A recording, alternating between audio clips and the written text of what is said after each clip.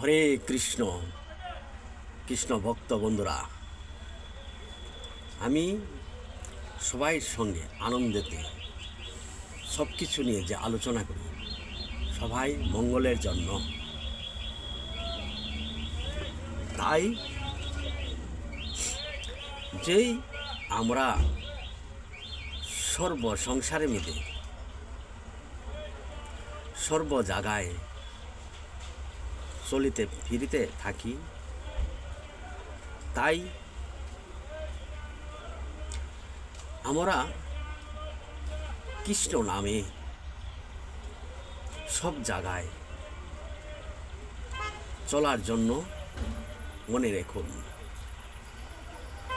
তাই আমরা অনেকে ভাবি যে বাড়িতে থাকলে যদি কোনো পশু, কোনো পাগল বেশে মানুষ আমাদের ঘরের সামনের দিকে আসে, কোনো খাওয়ার জন্য চায়, তা আমরা তাকে ফিরিয়ে দিই, ও ধমক দিয়ে বা লাঠি দিয়ে অনেক সময় ফিরিয়ে দিই।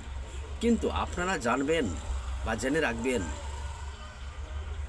অনেক কিছুর মাধ্যমে যদি ভগবানকে আপনি স্মরণ সবসময় রাখেন, যে কোনো রূপে ভগবান আপনার মধ্যে আসতেই পারে, আপনার সম্মুখে আসতেই পারে, কিন্তু আপনি জানবেন না।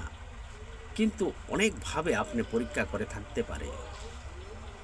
তাই যত আপনার মনে চায় যতটুকু দিতে পারেন অতটুকুই আপনি ভিক্ষুক হোক আর কোনো পাগল হোক, কোনো পশু হোক, যতটুকু পারেন আপনার দিকে সম্ভব এতটুকুই তাকে দিয়ে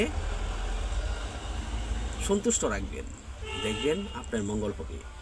এমন একদিন আসতে পারে আপনার সম্মুখে, যেমন ভগবান কিভাবে আসেন, কোন সময় মানুষের মধ্যে কিভাবে আসতে পারেন আপনি জানবেন না। কিন্তু আপনি পরকে দুজি আপন মনে করেন আর দুজি যে কোনো মনের ইচ্ছা অনুসারে দান করেন, দেখবেন এটাতে আপনি একদিন পরবর্তী এই দানের পরবর্তী আপনি অনেক কিছু পেয়ে যেতে পারেন। তাই সবাইকে কৃষ্ণ নাম শুনুন, দেখবেন এমন একদিন আসিতে পারে যেমন আপনার সামনে ভগবান এসেছে, আপনি চিনতে পারেননি, কিন্তু কৃষ্ণ নাম শুনিয়ে দিয়েছেন। দেখবেন আপনার সেই সময় আপনার মঙ্গল হবে। এই ত্রিভুবনের মধ্যে অনেকে এইভাবে উপলব্ধি করেছেন, তাই অনেক কিছু সংসারের মধ্যে আনন্দময় থাকতেছেন, আনন্দ হয়ে থাকতেছেন। অনেক কিছু অনেকে জানেন। আমরা মোহগ্রত হয়ে থাকি, আমরা অনুভব করি না, ভগবানের নাম রেখে চলি না। তার জন্যই আমরা কোনো সময় অনুভব করতে পারি না ভগবান আমাদের মধ্যে অবস্থিত আছেন কি না। তো থাকতে গেলে আমরা অনুভব করতে হয় ভগবান সব সময় আপনার আত্মার মধ্যেই অবস্থিত থাকেন।